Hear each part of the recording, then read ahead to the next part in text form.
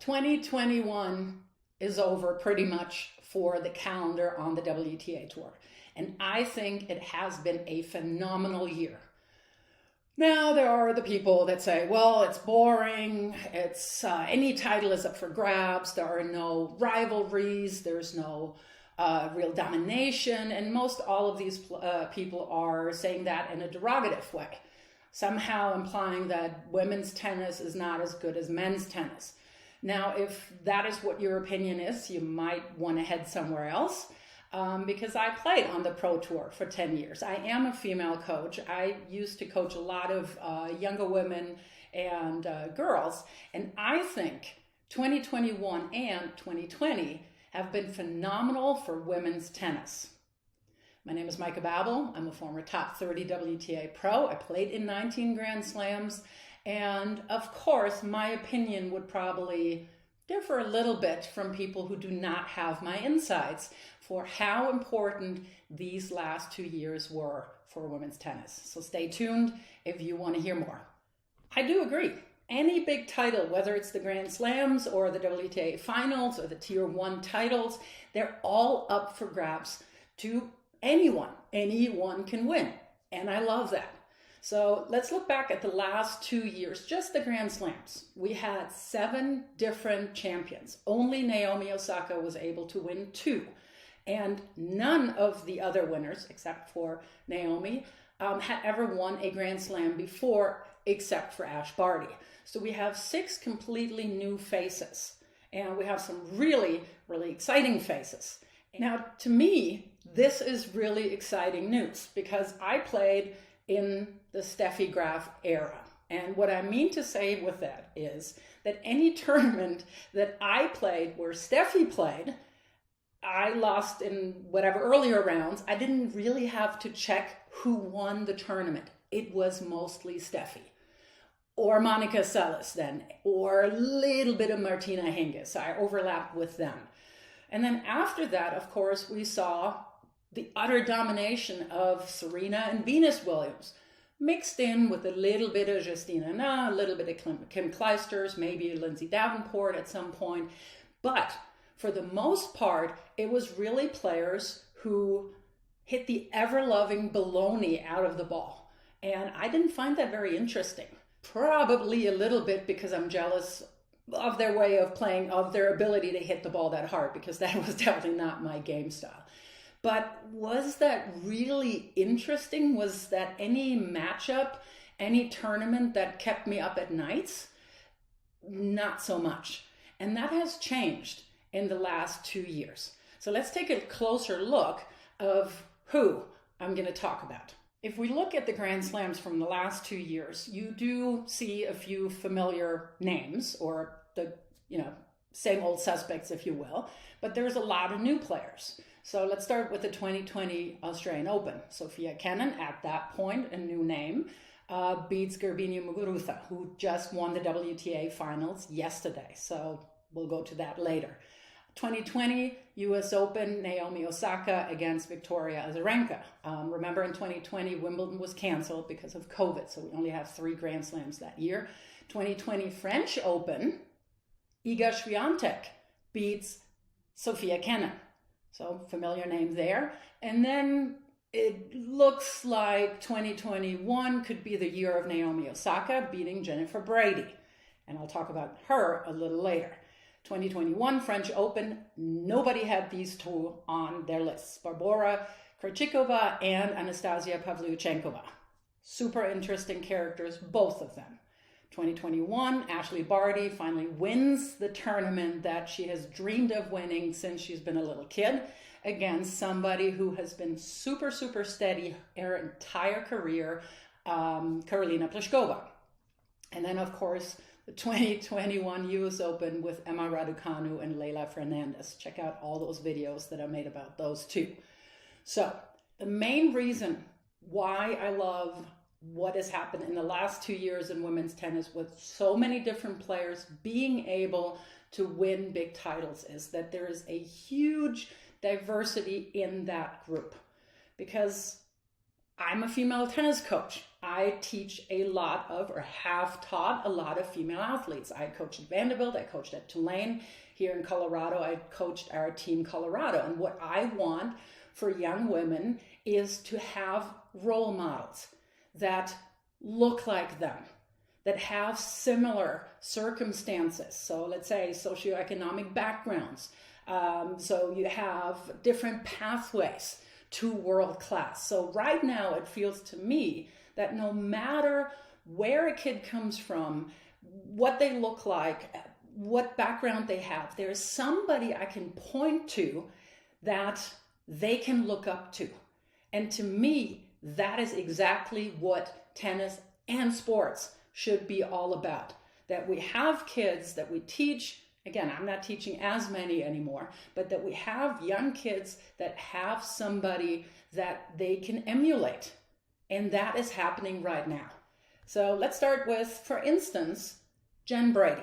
Jennifer Brady played college tennis at UCLA. There's also Danielle Collins. There's a couple of top 20 players in doubles who chose to go the route going to college first, getting their education first, getting a degree, or at least getting some years under their belt. For a while, playing college tennis was pretty much a death sentence to your career because the competition wasn't as good. But now, what you see in college tennis at the top, you can absolutely make that transition into world-class tennis. Not everybody has the more traditional, I want to say, pathways into world-class. Let's say, for instance, Sofia Kenin and Iga Swiatek. They both were really good juniors. They played smaller WTA tournaments, ITF tournaments, and worked their way up until both of them had incredible breakthroughs. And then, of course, you have a couple of players who made the transition successfully into the pros, but never really caught on fire for 5, 6, 7 years. And I would count Anastasia Pavlyuchenkova to them because she's been around for a while, and 2021 was her breakout season. So you have the players that just needed a little bit longer to get their game together and figure out how they need to play, get their confidence maybe. Then you have somebody who was not ever known for her singles play, Barbora Krejcikova. Everybody knew, of course, that she's a fantastic doubles player, but when she decided, I also want to play more singles, I'm not sure how many people actually said, like, oh yeah, she's gonna be one to be reckoned with. But she has proven that she can do it. And by the way, she did win the doubles title at the WTA finals yesterday. And then you have somebody like Garbiñe Muguruza, who has been at world-class level for a long while, but then dropped off a little bit more and comes back to win the WTA finals because it means she had to reconnect with her old coach, Conchita Martinez. There's so many reasons why a career can go up and down a little bit, and it's just very little things sometimes that give you that last little bit that gives you the breakthrough. Then we have somebody in there with Victoria Azarenka, who also recently played really well, who gets to the finals of a Grand Slam after giving birth, having her kid with her on tour, and by the way, hello Serena. So that is just amazing. Think about that. You're giving birth, and then you're coming back and you're playing world class again. And so do not say anything about Kim Clijsters wanting to make a comeback, because that woman is just stunning. So all those reasons, wanting to have a kid, wanting to have a family, those were the end of careers when I played, and that has changed. You have an Ash Barty in there, of course, who was called soft, I believe, not dedicated, and whatever else derogatory and negative, when she decided after winning Junior Wimbledon and then playing really well in juniors and in her first kind of stint as a pro, to take a breather, to figure out, is this the life that I want to have?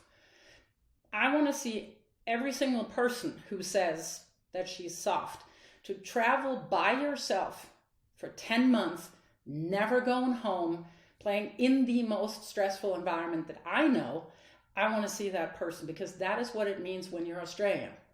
There are no tournaments anywhere close to Australia for 10 months. So you have to be on the road all the time. I was fortunate. I was based out of Germany, so I could come back from wherever and spend at least a couple of days before I could go off to the next tournament.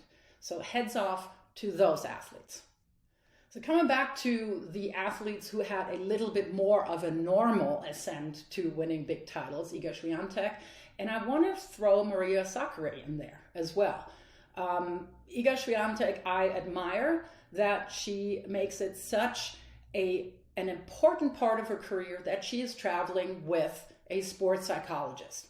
So let's normalize seeing that athletes are normal people that have fears, that have worries, that need help sometimes. So major thank you, Naomi Osaka, on that one, of course. Now let's talk about Maria Sakkari for a second. And I want to point her out for a very specific reason.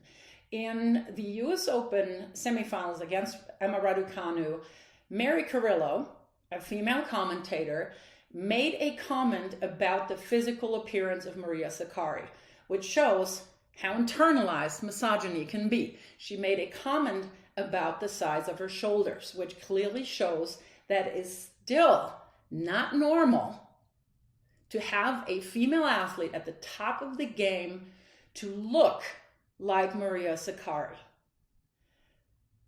The issue with that is that I have coached female athletes who were really good, but who were not willing to go into the gym and work as hard as they could have because they were worried about their appearance, how they would look if they added some muscle. Now, I don't think Maria Sakkari gives a damn.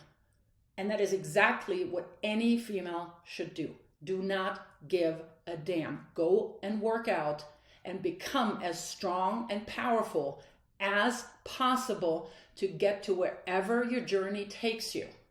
So that is one thing that I can now point out to any of the girls that I will teach, any of the women that I teach, that it's okay to have muscles, because nobody gets to judge what feminine is, what not feminine is.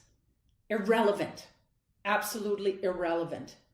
Go and work out and get to be the best you can be. But, of course, no recap of 2021 or preview of 2022 could be complete without mentioning Emma Raducanu and Leylah Fernandez. They are just amazing. And to my mind, the full impact of what they have done in those 2 weeks or 3 weeks for Emma Raducanu at the US Open and the short time after will only be seen in 6, 7, 8 years. When you have kids that look like them, make their way up into world class, much like Coco Gauff cites the Williams sisters as her inspiration, because we cannot underestimate how important it is to see somebody who looks like you do what you want to do. With all these different names, I also want to highlight 2 or 3 that I think had a phenomenal year who are not mentioned a whole lot because people don't know them as much. Number 1 is Ons Jabeur. She has broken every record in the book as the first Arab woman to make it to the quarterfinals of a Grand Slam, to make it into the top 10. And again, this will be something, see it so you can be it. I think we have not seen the last of Paula Badosa, who just had a phenomenal last 2-3 months, but also a very steady ascent to qualifying for the WTA finals.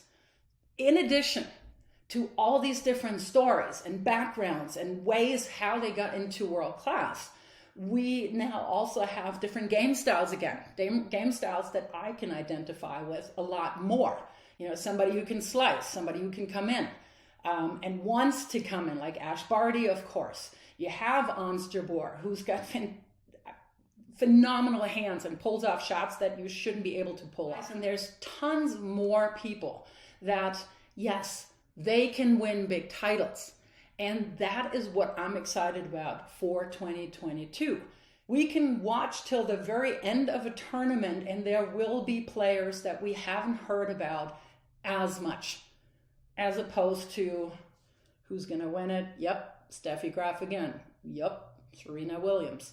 As fantastic as they are, as athletes, as players, I'm up for more surprises. And that is why I look forward to 2022.